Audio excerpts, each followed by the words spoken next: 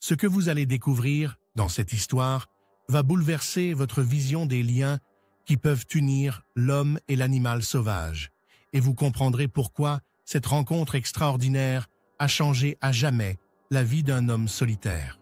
Il était 7 heures du matin lorsque Ben, ancien photographe reconverti en auteur, a ouvert la porte de son refuge isolé au cœur du delta de l'Okavango au Botswana.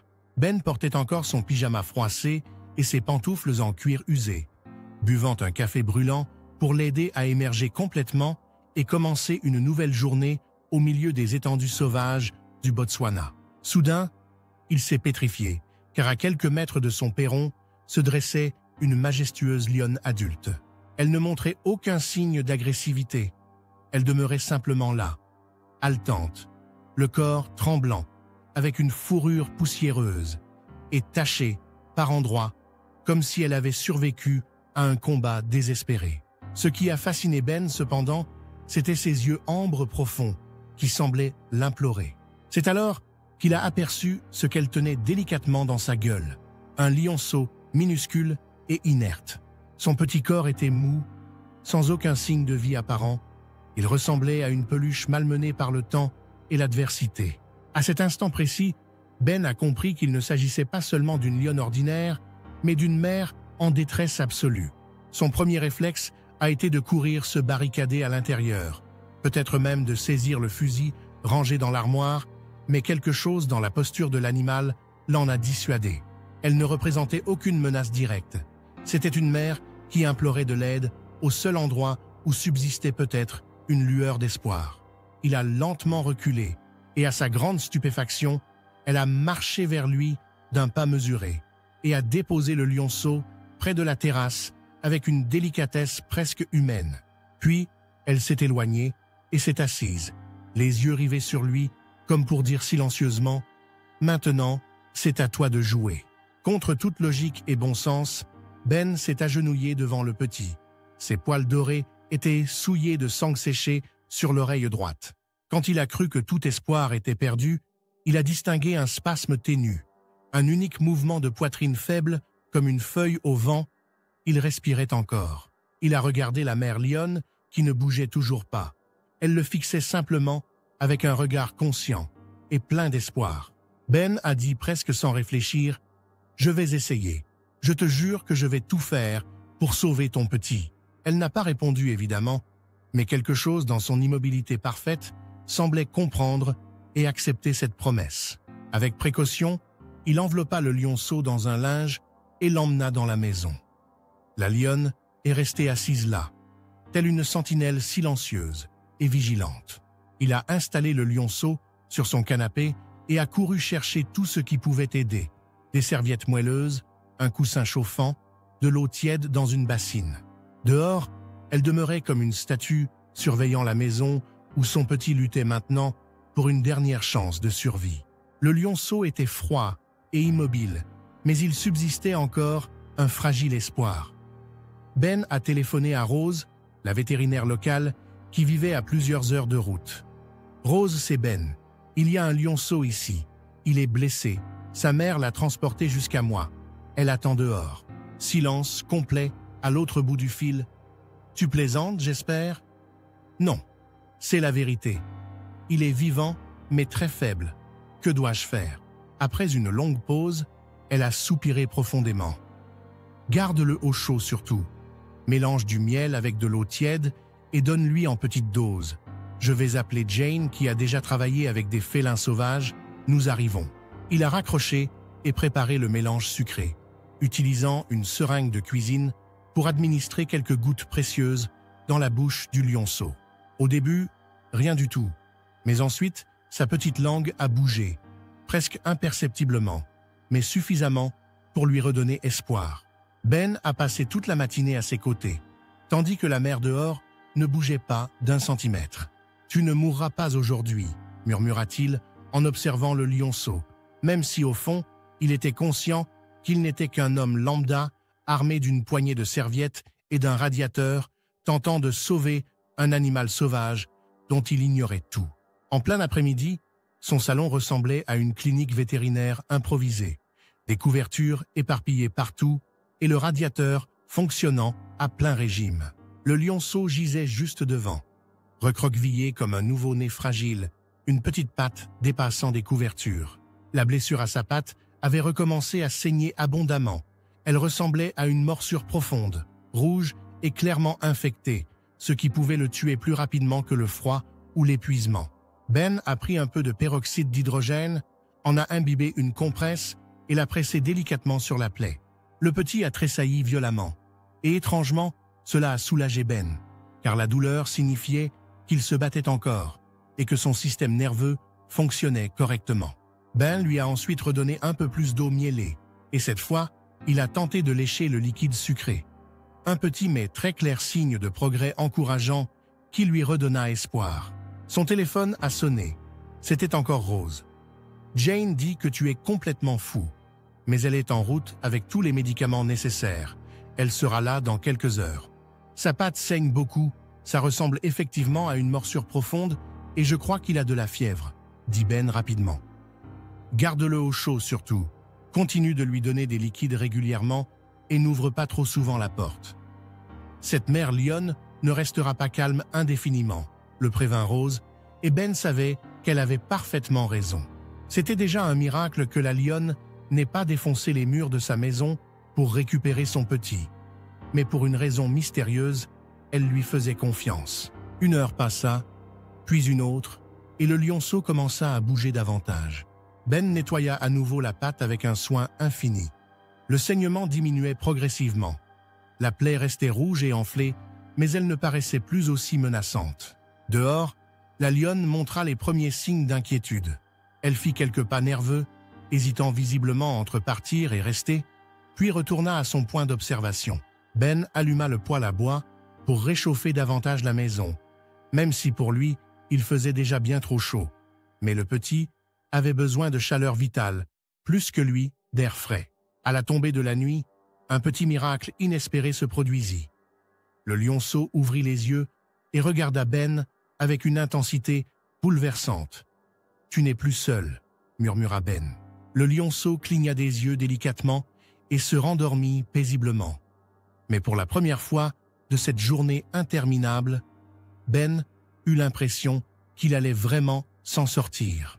Lorsque Rose et Jane, la spécialiste de la faune sauvage, arrivèrent enfin, le soleil s'était déjà complètement couché derrière les collines. La lionne s'était retirée, mais elle n'était pas partie. Elle observait encore la maison à une distance modérée. « Mon Dieu, ce n'est vraiment pas une plaisanterie », murmura Rose en découvrant le petit être. Jane se mit immédiatement au travail, l'examinant d'un regard professionnel et expérimenté. « C'est une morsure d'un mâle adulte territorial », dit-elle, après un examen attentif et minutieux. Parfois, les lions mâles tuent les lionceaux pour que la femelle entre de nouveau en période de chaleur. Ce petit a eu une chance incroyable que sa mère ait pu le sauver et l'amener jusqu'à toi. C'est absolument incroyable qu'elle ait choisi un humain. Peut-être t'observait-elle déjà avant de prendre une décision aussi désespérée. Cette pensée donna des frissons à Ben. L'idée qu'un animal sauvage ait pu l'observer et le juger avant de lui confier ce qu'elle avait de plus précieux au monde. Jane et Rose passèrent plusieurs heures à soigner les plaies, administrer des antibiotiques puissants et rééquilibrer les fluides de son petit corps affaibli. Lorsqu'elles repartirent, le lionceau respirait beaucoup plus régulièrement et sa patte était bandée de manière professionnelle. « Nous allons te laisser tous les médicaments nécessaires et des instructions détaillées », dit Jane en rassemblant soigneusement ses affaires médicales. « Mais dès qu'il sera complètement rétabli, il faudra le relâcher dans la nature. Il ne peut pas rester avec toi pour toujours, Ben. » Il hocha la tête, même si au fond de lui, il sentait déjà combien il s'attachait à cette petite créature qui s'était battue pour la vie sous ses yeux émerveillés. Au cours des 2 semaines suivantes, le lionceau se rétablit de manière absolument incroyable. Ses plaies cicatrisèrent parfaitement, son appétit revint en force et il commença à explorer le monde qui l'entourait avec une curiosité grandissante. Ben l'appelait Simba, simplement parce que cela semblait naturel. La lionne revenait chaque jour, parfois s'approchant davantage de la maison, Mais le plus souvent, elle restait à une certaine distance, toujours vigilante et attentive. Ben lui laissait de la nourriture qu'elle acceptait parfois et d'autres fois l'ignorait complètement, comme si elle refusait de dépendre de l'aide humaine plus que nécessaire. Un matin, alors que Simba se promenait dans la maison, jouant et essayant même de grimper sur les meubles, Ben reçut une visite surprise du commissaire Diane Torres. « Ben, j'ai entendu dire que tu héberges un lionceau et que sa mère s'est installée sur ta propriété, » dit-elle, allant directement au fait essentiel. Ben ne tenta pas de nier l'évidence flagrante et il lui raconta toute l'histoire dans ses moindres détails. Elle écoutait attentivement, les bras croisés, le visage impassible.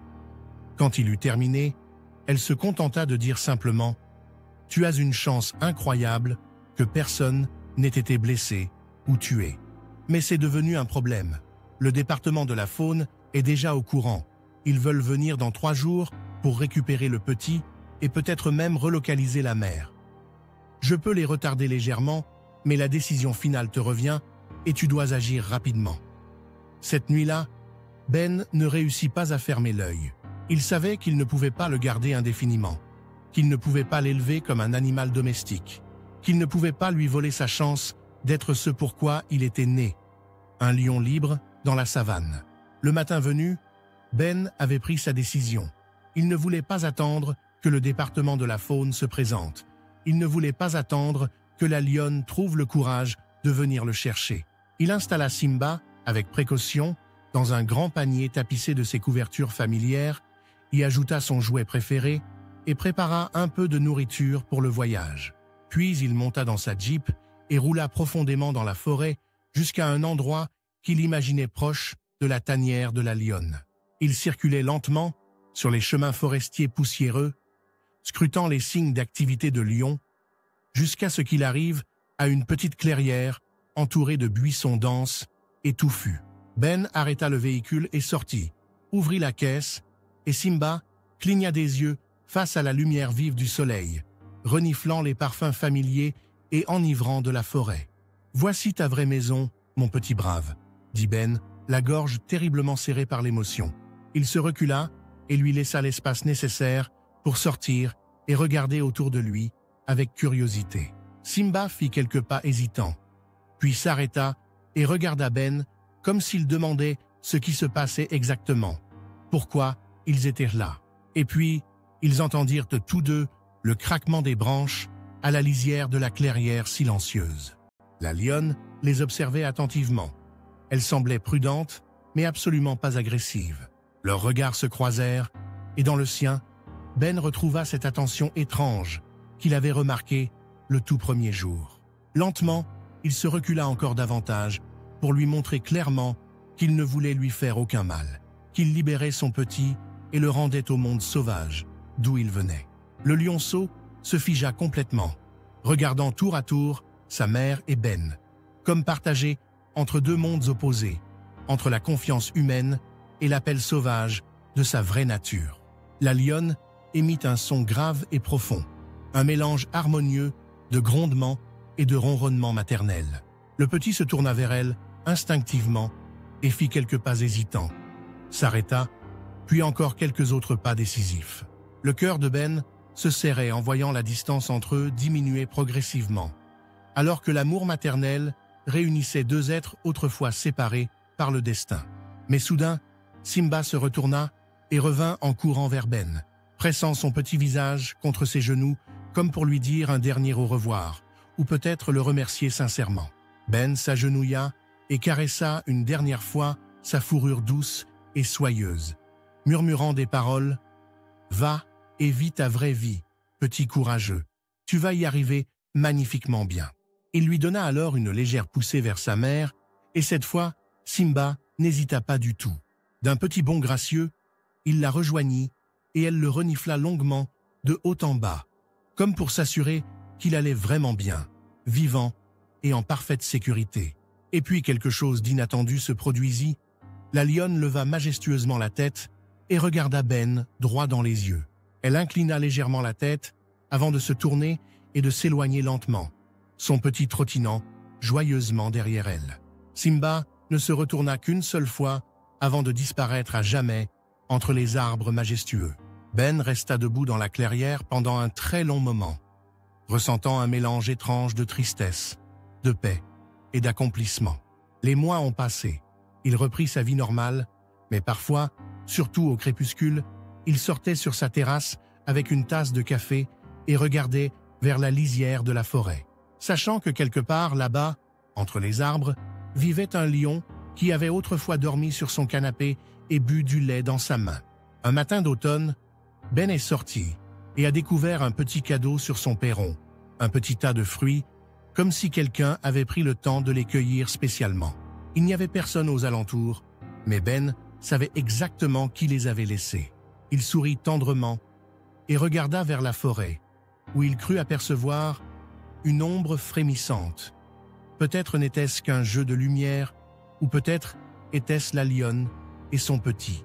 Depuis, chaque automne, lorsque les feuilles commencent à changer de couleur, Ben trouve de petits présents sur son perron, des fruits, des branches, une fois même une jolie pierre lisse, comme si quelqu'un essayait encore de dire silencieusement « Nous sommes toujours là, nous nous souvenons et nous sommes éternellement reconnaissants ». Et cela lui rappelle que les rencontres les plus importantes de nos vies surviennent parfois sans aucun avertissement, et que les liens les plus profonds naissent dans des moments où l'on s'y attend le moins. Cette histoire extraordinaire nous enseigne que la compassion ne connaît aucune frontière, que la confiance peut naître dans les endroits les plus inattendus pour dépasser la peur et tous les préjugés.